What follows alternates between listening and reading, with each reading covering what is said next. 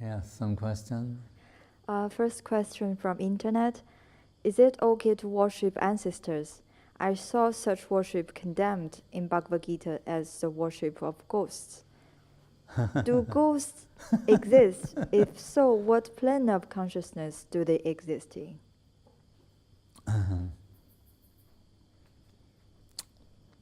Now, Srila Gurudev liked to quote this verse from Bhagavad Gita,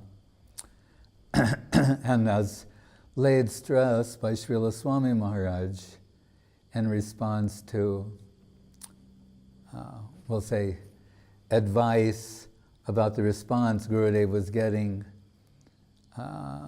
as the young brahmachari Gaurandru Das Brahmachari preaching in Calcutta, trying to distribute Back to Godhead magazine. Because the people there, I have my experience also. You go into the man's office, they're sitting with the glass of water with a little lid on it, and I was preaching to this one man, and he's listening very respectfully. He's like the owner of a business, you know. And at the end of my talk about, Krishna, Mahaprabhu, and he said, he's sitting in front of two pictures. He said, there are only two people in this world I worship. And he turned the picture on. He said, my mother. And he turned the picture on and said, and Ma Kali. He said, but, I know you're sincere. And he, ding, pressed the bell and gave me a check. He gave a donation. But he's saying, look, this is who I worship. My mother, Ma, my mom, and Ma Kali. I'm a devotee of Ma. All right? Devi. Jai Ma Kali, Kolkata Wali. So Gurudev would encounter, naturally, many such Ma Kali devotees and tell Swami Maharaj why he was having some, meeting with opposition. And the verse from the Gita comes, Janti deva vrata devan pitrin yanti pitri vrataha bhutani yanti bhuteja yanti yaj majinopimam.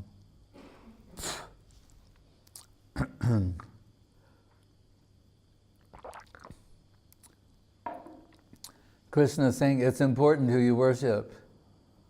Yanti deva vrata devan. Those who worship the devas, the demigods, they go to the demigods. Deva, Devi, they go to Devi. Pitrin, Pitri means the ancestors. Pitrin, Bhutani, Bhutani anti Bhuteja. Bhut means ghosts. Right? Whatever the target of your worship is, that you achieve. What is the one who's in the cone or the nest who's always fearing he's going to be eaten by it? He's meditating on his predator. So he becomes that predator in the next life. Like the driver in the Maruti. Bigger cars are running him off the road. When he's no longer, a Maruti is a little car. The Maruti Padmini, was it a Padmini? Or? Padmini. Padmini. Maruti. Padmini is a little one. But when he got in a bigger car, he's always thinking about them, then he's running Padminis off the road. Jivo jivasya jivanam. One living entity lives at the expense of another. Yam yam vapi smaram bhavam tajitante kalevaram tam tam evoite konteya sada tadbhava bhavitaha. Bhav, that word used repeatedly. What you're absorbed in thinking of, particularly at the time of death, and a charge of it is explained, really life culture, the kind of heart you've generated in time. It means, the core of who you are and what you think about, and that state you will attain in your next life without fail. Gurudev's explaining this once and seeing K2, the dog, one of his dogs, and he said, if we're thinking about K2 when we die, then we go, we'll achieve, be like Milo. You say, oh, Milo. If you're thinking of Milo when you go, then you'll be Milo's friend, born into that plane. As that saying goes, be careful what you wish for. You might just get it. So,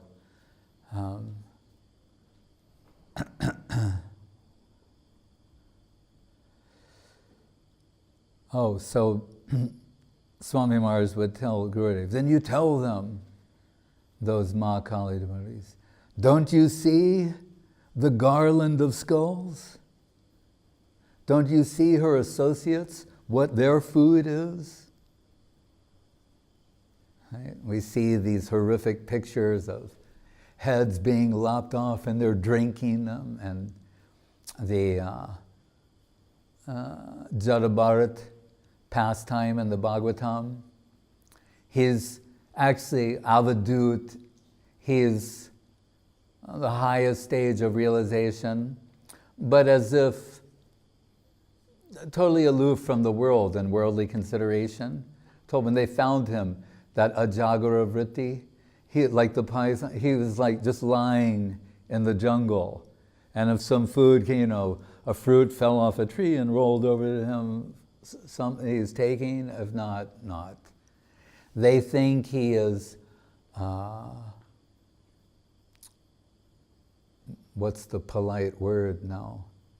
Mad or mentally challenged in some way.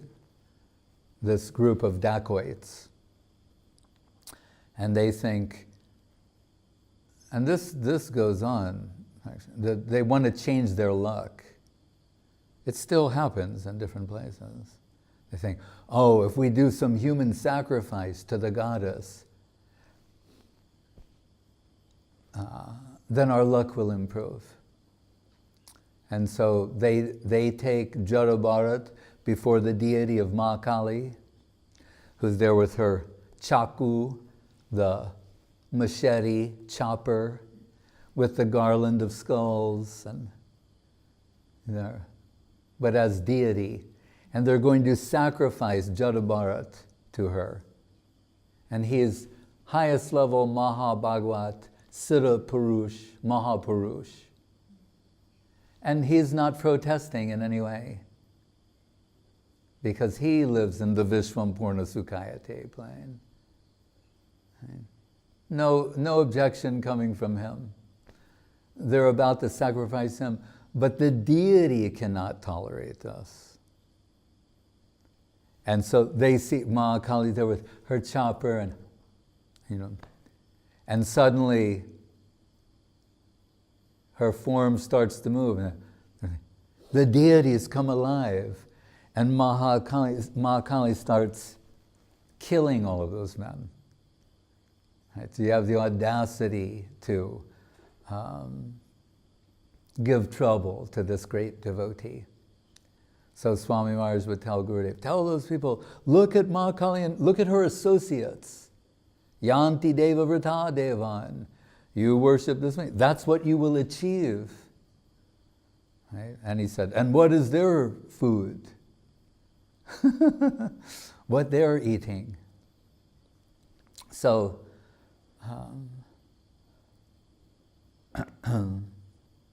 what was the original question?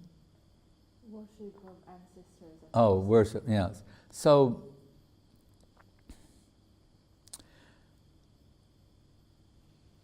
in the Vedic system, one should offer some appreciation, some gratitude, because we're told that when you're born into this world, you have many debts to pay, right, to those who've lived before you. Right? That's why there's some system of taxes, because there are the roads that everybody used. How did they get there? How will they be maintained? A little something is taken from everybody. I believe the Vedic percentage was around 17%. And depending, and if you're not a man with money, gold, silver, those kind of things, and you're producing things, then you give that same percentage of the things that you've produced to the king. So we're told the king has 1/6 of the karmic reactions of the people, particularly enacted under his administration. He is suffering or enjoying the benefits of that. Right? So, but some gratitude is there.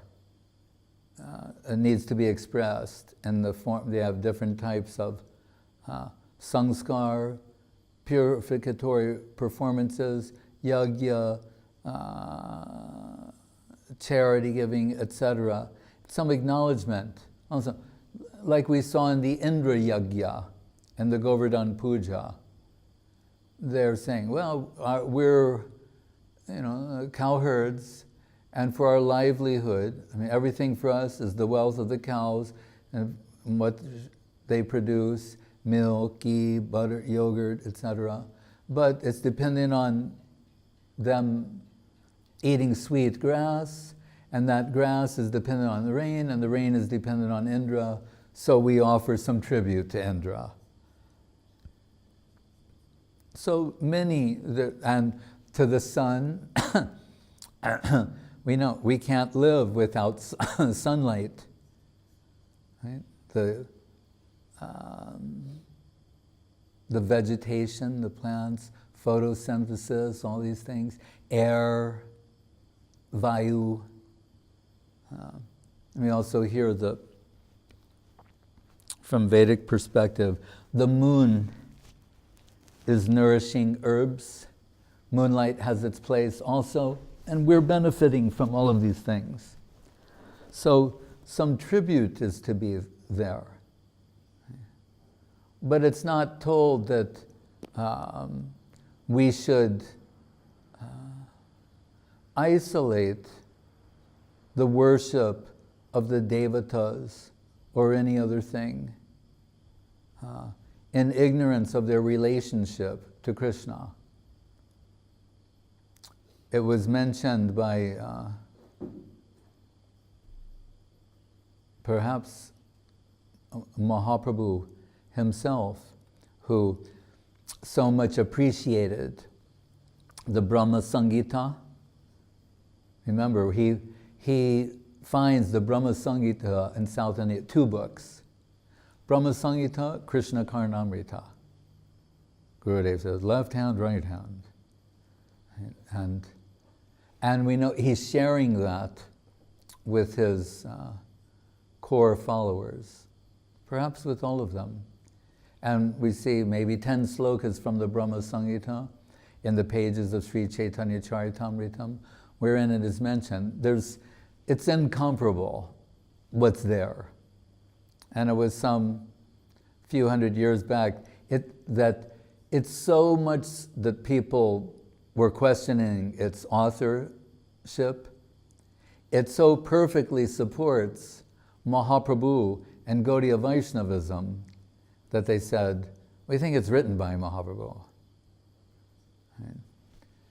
And Guru Maharaj said with reference to Bhaktivinoda Thakur, if that's true, it's of even more value. As we say, Brahma, and Mahaprabhu is worshipping that. But even if we accept the premise that it's written by Mahaprabhu, then it's as if it's become even more valuable. Right? Still, that book, favorite to Mahaprabhu, there is mentioned, there's a reference to the worship of Devi, right? Chayasya Eka Bhuvanati Vibharti Durga, to Durga Devi, Srishti Sthiti Pralaya Sadhana Shaktareka, Chayeva Yasya Bhuvanani Vibharti Durga. There's the reference to Ganapati, Ganesh, Brahma. Was there another? Oh, Surya.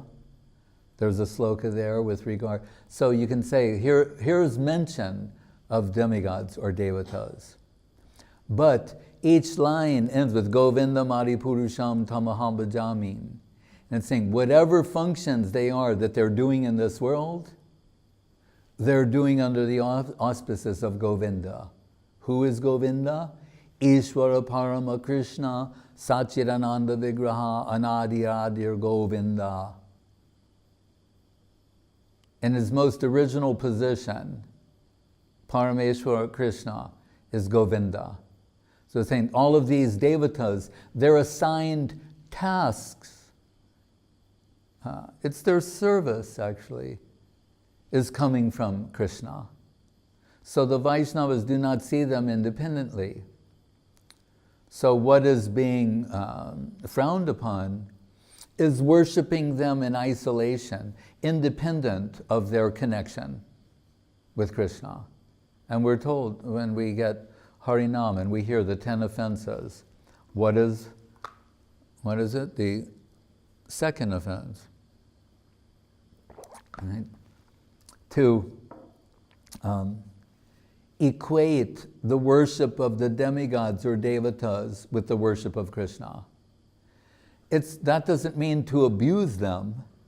In Sanatana Goswami Prabhu's Tika, in the Brihad Bhagavatamritam, he addresses this issue.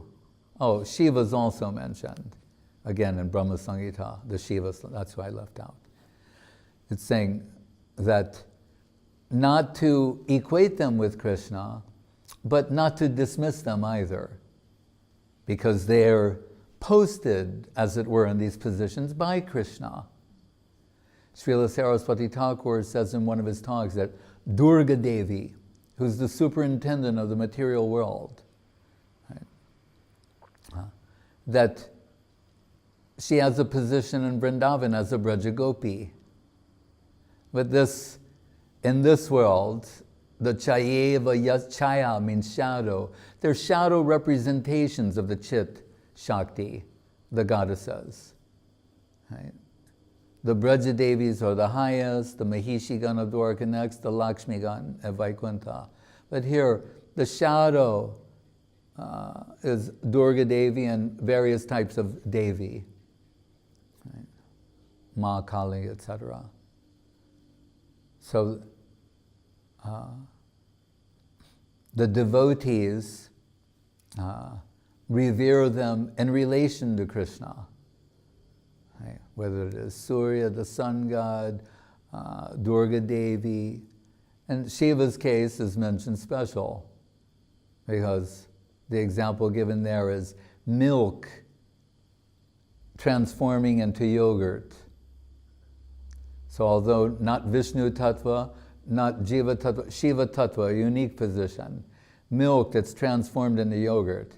Yogurt cannot transform into milk, right? But milk can transform into yogurt. So the position of Shiva is very special. So from the perspective of the Vaishnavas, they're saying Vaishnavanam Yatha Shambhu, seeing him as the great devotee. But Guru Maharaj told 3 ways we can conceive Shiva. Bhog Shiv means, Bhog means in the world of enjoyment, exploitation. Tyag Shiv, the middle position, Shiva Loka, the most renounced position, and Bhakti Shiv, or Sadashiva, right? Who's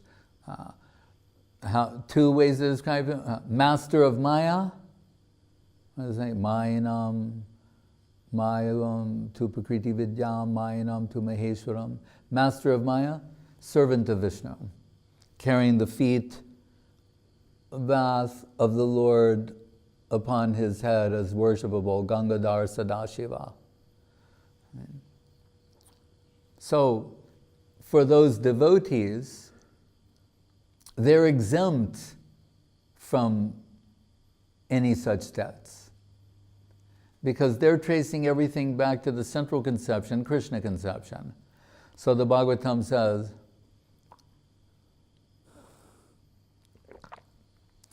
Devarshi Bhutapta Nrinam Pitrinam.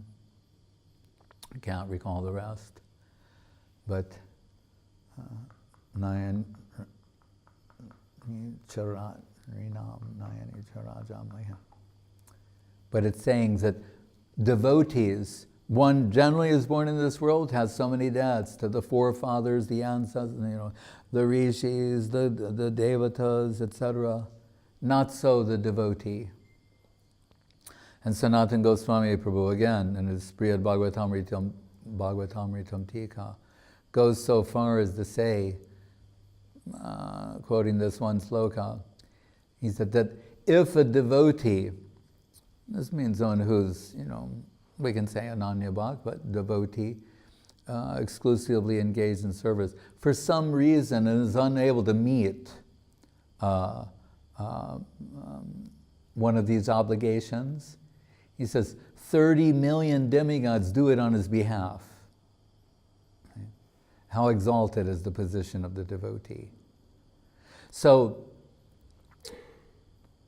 our emphasis, as always, is upon the devotional position. So for the devotee, Yatataro mulini shechanena tripyanti tatskanda bujo prashaka prano paharachcha yatendriyanam sarvarhanam achuteja. And it says, by pouring water on the root of a tree, goes through the trunk to all the branches, the twigs, the leaves, everything is nourished. By putting food into the stomach, the whole body is nourished. So that's the position of the devotee. They have no external obligations, as one would normally have who's traversing the world of exploitation, the world of action and reaction.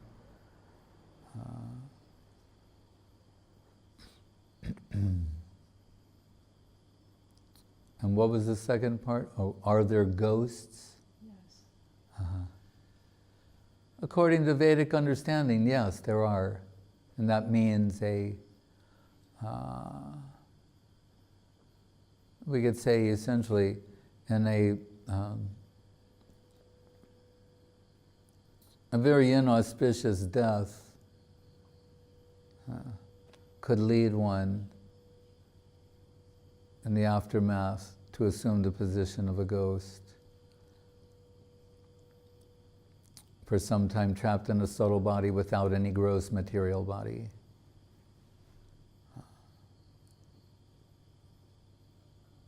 We're told that the Sanskrit word is bhut. And what's that name of Shiva? Bhuteshwar. They're described in various places as his associates, because he can mix with them, he can save all of them. Shiva's always doing some seemingly, apparently undesirable service. The tough seva is always given to Shiva. Bhuteshwar and Bhutanath, that's the other name, Bhutanath. Right. Well, there's one right now. And we hear of that sometimes they would haunt trees. There was an instance when Bhaktivinoda Thakur and Saraswati Thakur were on parikrama, and there was some village where a ghost was haunting a tree. Many inauspicious things were happening there. And Bhaktivinoda Tagore came with the power of his Krishna Nam. There was said to be a Brahmin ghost, and he was liberated by Bhaktivinoda Thakur's Ram Nam and Krishna Nam.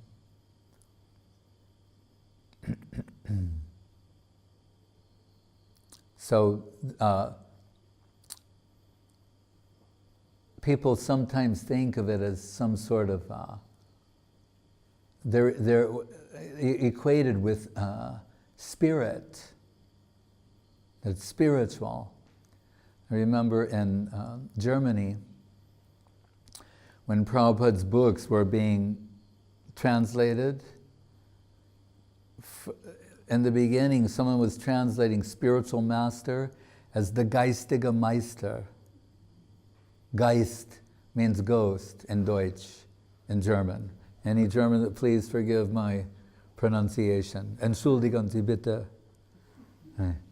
But I'm giving the general representation. Geistige Meister, which was really saying the ghostly master. Because Geist, ghost, and spiritual are two different things. In English, sometimes ghosts are referred to as spirits. Right? People will refer to some of the things going on here as spirit worship. Right? They don't like the word ghost. In the Catholic Church, they used to say, in the name of the Father, the Son, and the Holy Ghost, amen. And then someone said, but actually we don't believe in ghosts. And they go, yeah, that's right. So, okay, Father, Son, Holy Spirit, amen. They changed it. Because they realized they backed themselves into a corner with Holy Ghost. And Guru Maharaj used to talk about that sometimes. He said, if the ghost, the whole, Father, Son, and he said ghost, if the ghost is in the superior position, then it is like Brahmavad.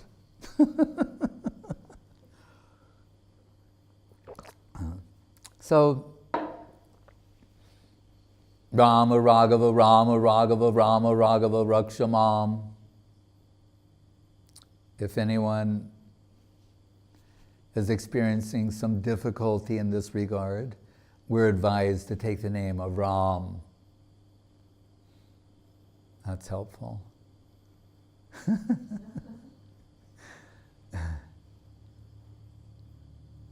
Yes, next question. But she's also asking, what plane of consciousness do they exist in?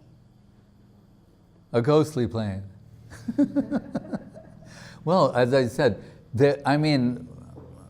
to all of our ghostly friends, I don't mean to make light of the situation, but basically think of it, it's hellish, you have, say, physical desires, but no physical body to realize them.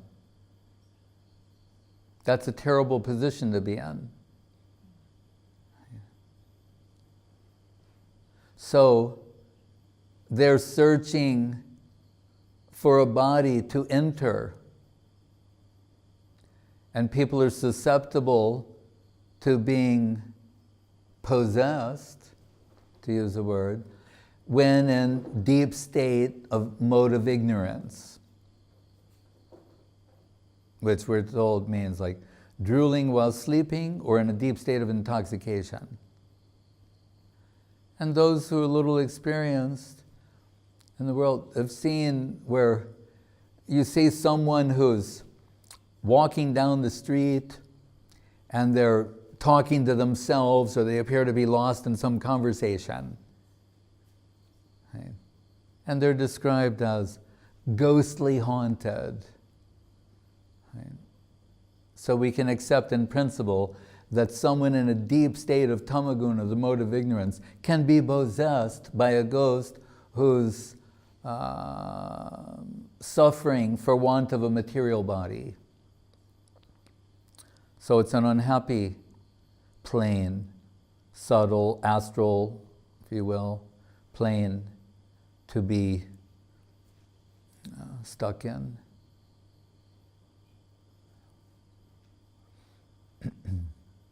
Next question.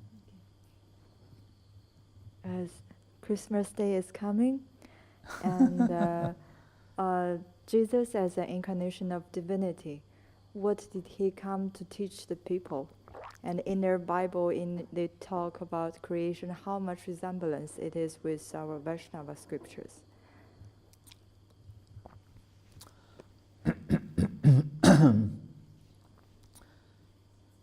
Well, Srila Guru Maharaj has referred to it as a partial representation of divinity. Because we hear much about God the Father, but he is portrayed as a lonely figure. Right? He has no consort and other things. Bhagavan proper, it means Lakshmi Narayan, always Shakti and Shaktiman, the supreme male, supreme female. Lakshmi Narayan, not Krishna alone. Lakshmi Narayan, Sitaram, Rukmini Dwarkanath, Mathuresh, Vrindavan, Brajaraj, Giriraj, and Radha Kunda, Swayam Bhagavan at the side of Radharani. But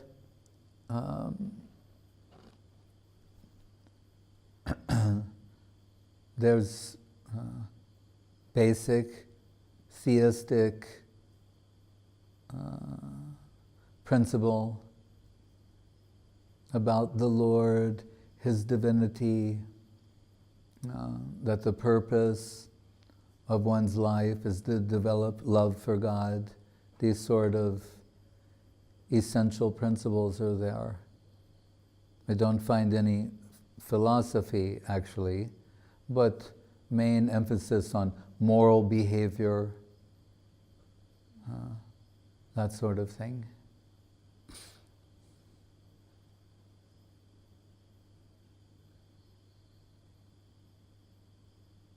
Did you expect more? Because Oh, you said, where does it parallel with Vaishnavism? Well, you can see, these are very general ideas. Vaishnavism is very specific. Specific with regard to the personality of Godhead. Right? In all of His avatars, incarnations, how they appear. Some place, someone, it might be described Jesus as an Avesh, an empowered personality, like Shaktavesh. But the principles are very rudimentary, primary. Vaishnavism fills in all the details and gets very specific about the personality of Godhead, His consorts, His entourage, His paraphernalia, and service to Him. So Jesus is not like Buddha. He came to stop killing, to have some mission to do. Ahimsa sarva bhutani. Buddha's preaching was non-violence to no living being. That's not just to stop animal killing, which is there, but it says ahimsa sarva bhutani means all living beings. Do not commit violence to another human being also. Meaning, whether to speak of physical violence, bullying and verbal assault, no violence. So you see in the avatars, Buddha is mentioned in Das avatars. Jesus is not mentioned. I mean, with all due respect, and Merry Christmas. But he's not on the list. I just offended around, 1 point something billion people. No, but, but there's only 15 people watching, so it's okay. But really, Prabhupada says in one of his purports, you're going to read these things. I mean, I could say something else. I suppose I should try. But I'm thinking of the kind of things that, Prabhupada said. He mentions Vasudev Dutt, who says to Mahaprabhu, let me take everyone's sins. Right. No qualification. No, unconditional. Let me just take everyone's sins. Not you surrender to me or you don't. No. Let me take everyone's sins. And in the purport, Prabhupada says, Vaishnavas like Vasudev Dutt are millions of times more exalted than personalities like Jesus Christ. Because he makes some condition. So, where he would rate in the spectrum of Vaishnavism, it is a very generic position. At best, we can say Shaktivesh, some empowerment to bring people in connection with a generic conception of divinity, a primitive level of theism.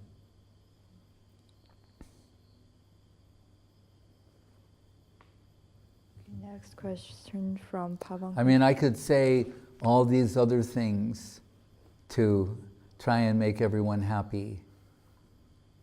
Right? It's propaganda. And we should not be the victims of our own propaganda. I'm speaking to a group of devotees. If I was talking to a group of Christians, I would speak differently.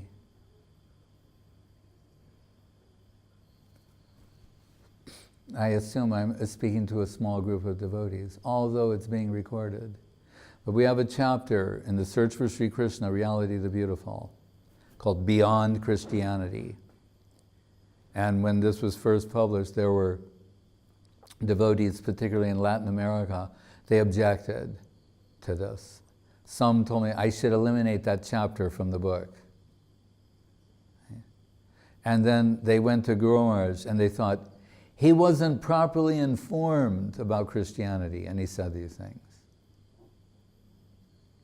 But Guru Maharaj, when represented with this, he said, no, I know what I'm talking about. And he says there,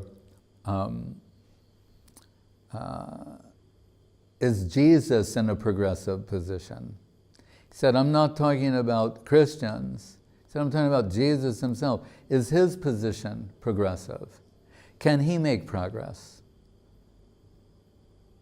That's what he told. So, I've given an example previously, because on one level, and the example I give is about money, currency, monetary conception. So in the world, in the monetary world, there's a plurality of currencies. We see it all the time at the airport and other places. Dollar, euro, Thai baht, Russian ruble, Indian rupee, Japanese yen, it's a whole list. Right? And we see what their relative value is. Right? So on the one hand, they're all money. Right? They all have some value. It's not to say they don't have value. That would be to misunderstand what I'm saying. They all have value. But to think they're all one-to-one in value is a misunderstanding. So all these theistic systems, these different religions, they have value, but they're not one-to-one any more than this plurality of currencies are one-to-one. So in the monetary world, you have to have a standard, an absolute standard, whereby you can measure the relative value of that currency. So you say, this much is $1, this much is a euro, ruble, rupee, yen, like that. And yuan, or RMB, renminbi. Right? There's a way they understand. There's an absolute standard to measure the relative value. So when it comes to theistic systems, varieties of religions, there's an absolute standard to measure their relative value by. That the gold standard, the absolute standard, is rasa. Right? Rasa. To the degree that a religious tradition, a religion, a theistic system, allows for, accommodates, and promotes the development of rasa, in this context meaning loving intimacy. It shows its qualities and characteristics, and whether it's superior or inferior. So the general sentiment of most theistic systems, I'll say that way. The predominant sentiment expressed towards divinity is one of awe and veneration. That's legitimate. That's a legitimate sentiment. Right? But it's not the only sentiment.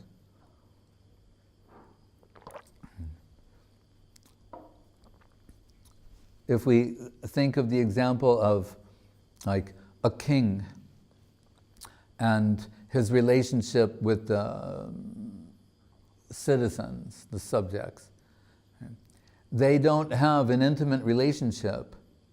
So the subjects,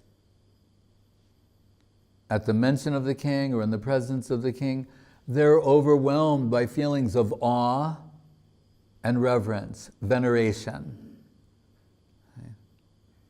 And that's an appropriate sentiment to express. It's the appropriate response.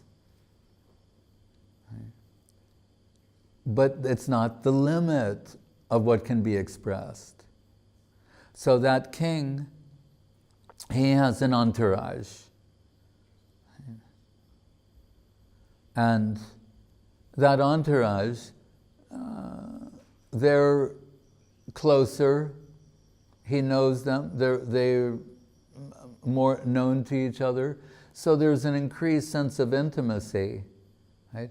And the awe and reverential aspect of the relationship is diminished to a certain degree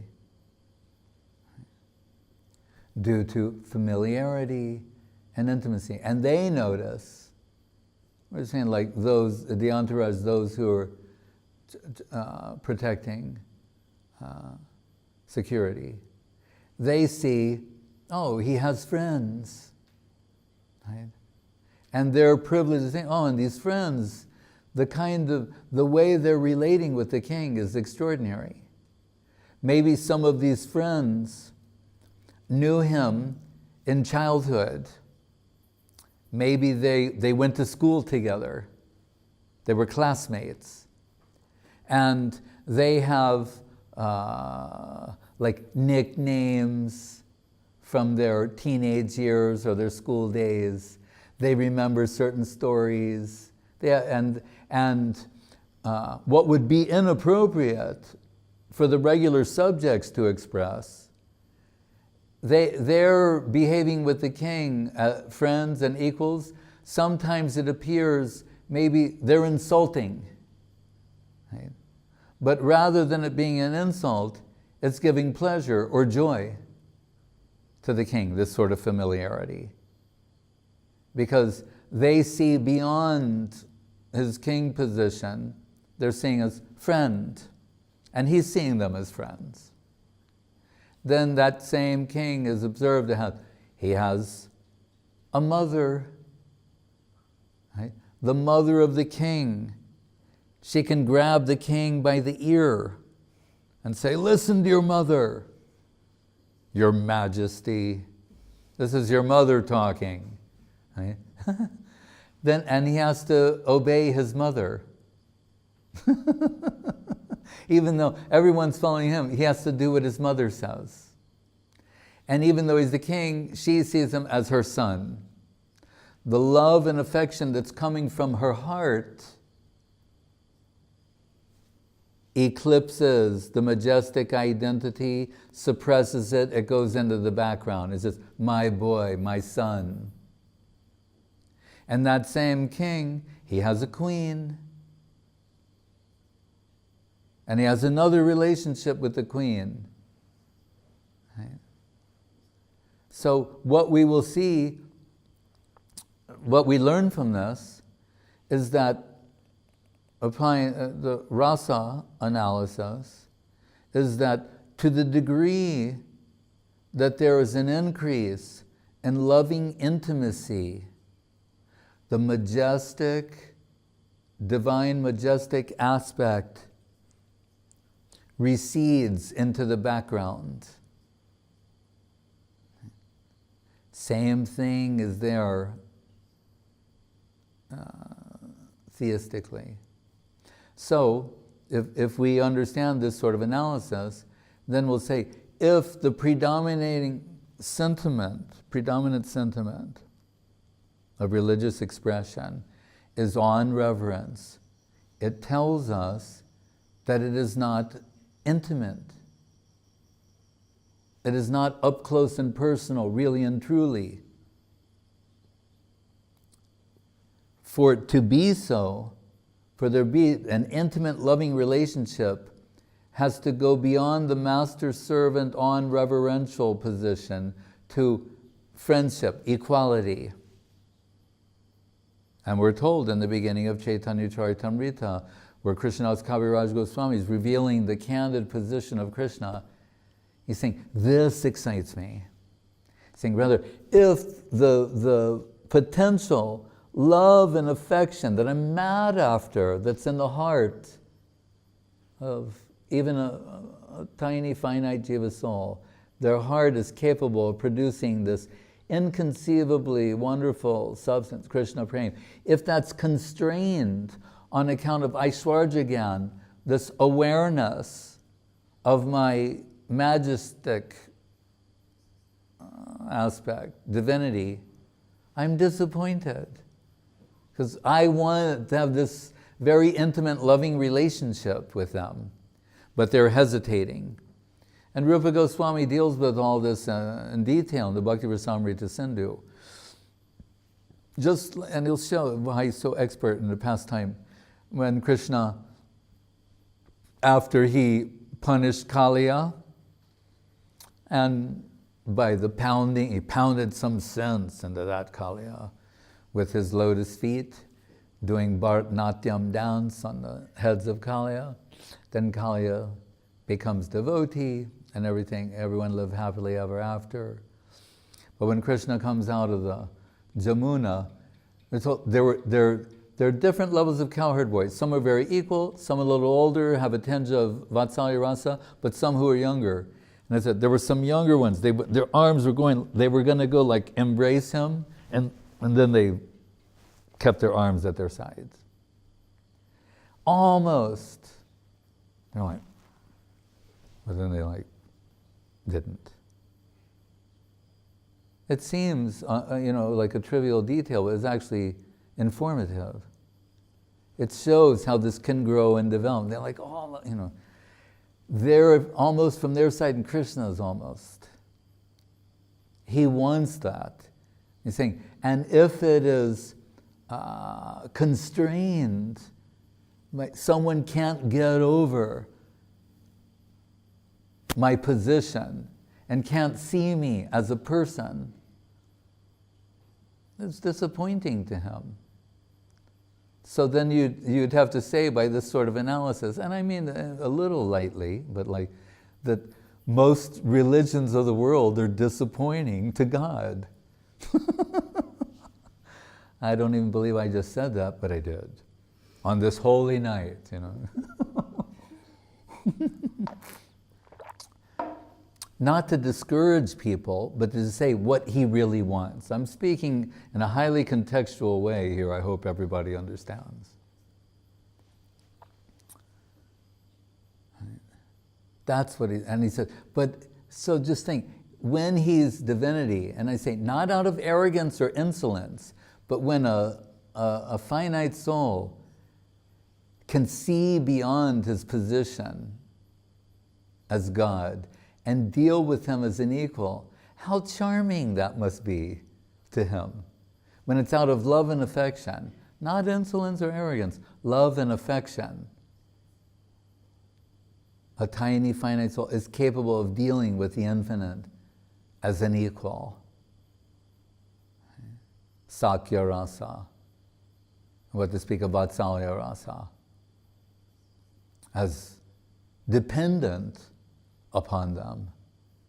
Not, Lord, give us our daily bread, but feeding Krishna chapatis. And sweets and other things that he likes. Particularly he likes milk sweets and all varieties of yogurt, ghee, sandesh, rasgola, the many different types of milk sweets that we see, that by our good fortune they're still available today in Govardhan, Vrindavan, and Bengal.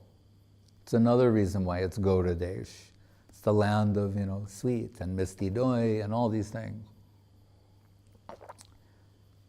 They're saying, like, I want to give this to Krishna. They're not thinking like, you know, I need 2 pieces of toast. And my Lord, I'm approaching you. I mean,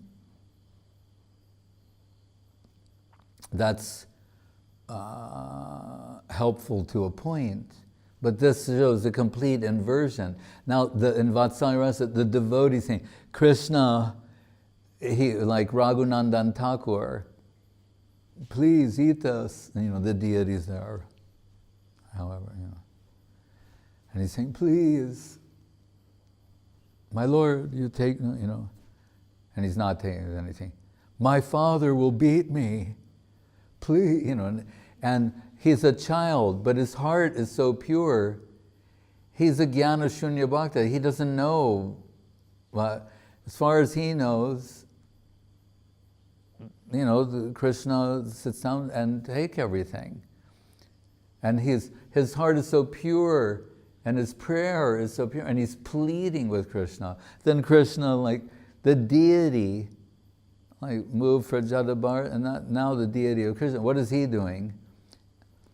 Sits down and starts eating prasadam. And Raghunandan thought, oh, very good, I'll be back. You know, let me know if you need anything.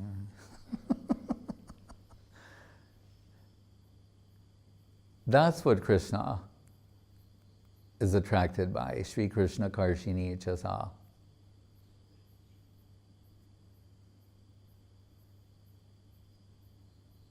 So someone said, am I arguing against the other kind of thing? In a sense, yes. I'm arguing but in favor of Krishna conception. That's why Madhura Rasa is inconceivable. They're offering themselves to Krishna, wholesale, 24 hours service.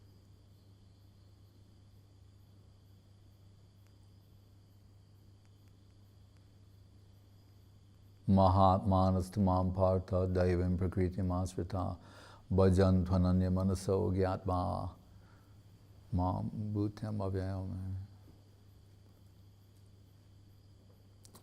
Sometimes in this world, I mean, we see some parallels that where are Milano in Italy, the center there, Krishna Kanta, Munendra Mohan Prabhu, and the famous actor George Clooney. There's a town nearby called Como, and it's a beautiful lake. It's a very beautiful part of Italy. He wanted to live there, but before he bought a property and he wanted to meet with the local townspeople, the mayor and all just the local people, the shopkeepers, everybody. And he said to them, if I move here, can you just treat me like an ordinary person? Will you be able to do that? And they said, sure. You know. And he decided to go there. He didn't want to be seen in terms of his fame and, you know, looks and all these other things, wealth. He wanted to blend in, be one of them. That's what he was searching for. And often we find people who are famous, wealthy, they complain about their inability to have relationships with people who cannot see beyond their fame and wealth. And they're not dealing with them in terms of who they are as persons. Even in this world we have that. So it's so charming to hear that Krishna is like that. That's me. I don't mean to discourage any. I hope I'm not discouraging anyone from, you know, saying the rosary or Merry Christmas and celebration. It's all wonderful. It's good. But it's going, if you can follow that thread, whatever's there, if you can follow that thread, as Goran said, progress is at a dynamic position. And that's so beautiful. It can transition from awe and reverence to loving intimacy. How astonishing is that? How wonderful is that prospect or possibility? So Guru Maharaj says, you know, enigmatically or cryptically or humorously that, you know, Krishna likes to surround himself with ignorant people. And you're like, what? I thought Vrindavan is, you know, for the highest section of liberated souls, the most knowledgeable, you know. He said, no, Jnana Shunya Bhakta. Their feelings are not contaminated by knowing. We so pride ourselves on what we know or what we think we know, and it's so minuscule to begin with, but we're proud of that. Everyone, like, we all have some experience, and we're like, want to share that with other people from time to time.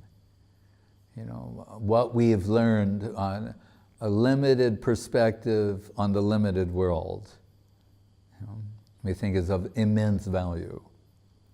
Right?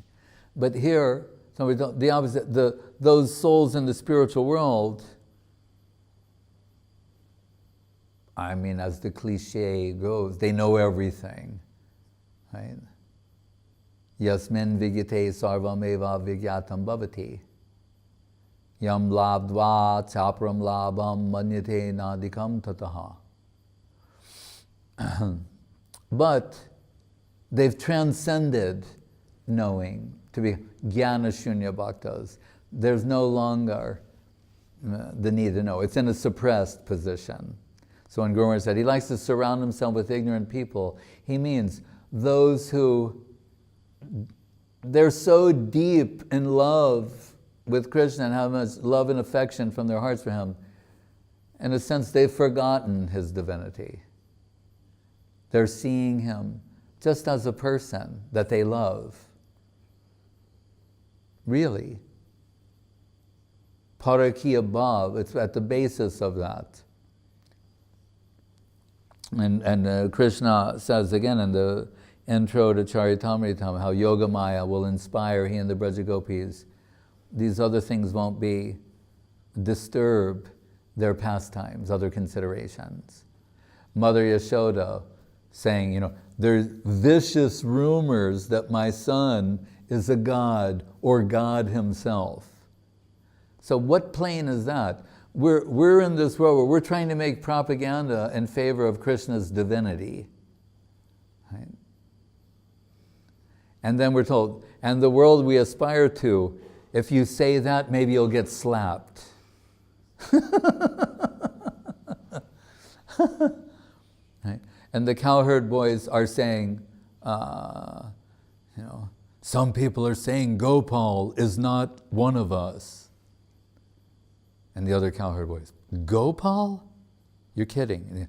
No, some people are saying he's like some kind of a demigod or God himself. They're going, Gopal, our Gopal. Yes, our Gopal.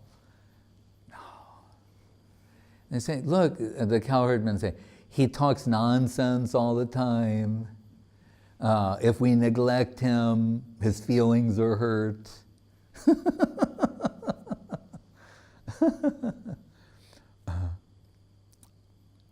So the reason I mention some of these things is, I'm saying, not to discourage anyone from their relative position, but to go, for the gold, the gold standard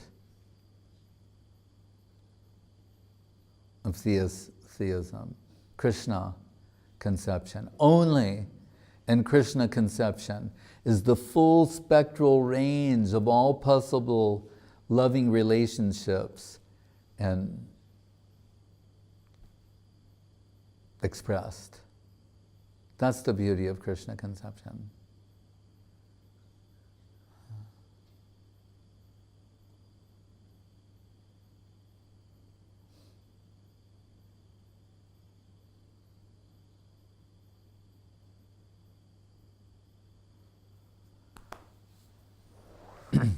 Merry Christmas.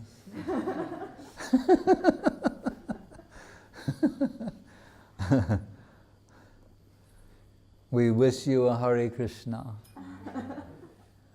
and a Hare Rama too.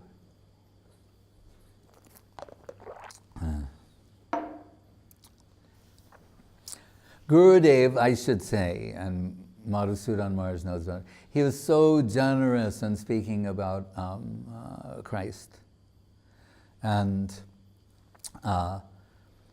what the Psalms of David saying in there, you could extract some Madhura Rasa type conceptions. And I went back in Italy, Krishna, Kanta, and Munendra, they rented this place called Monte Baro. It was like spiraled up this beautiful mountain top. They rented like a spa or something for the week. And there, on the premises, I mean, this is Italy, there was a chapel with the deity of Mary holding Jesus on the altar. And Gurudev was being given a tour.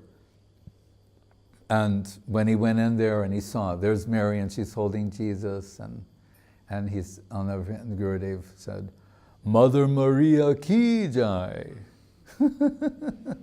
So he was very sweet and loving and affectionate and all-embracing, and I want to end on a happy note. So, Mother Maria ki jai, Jesus Christ ki jai.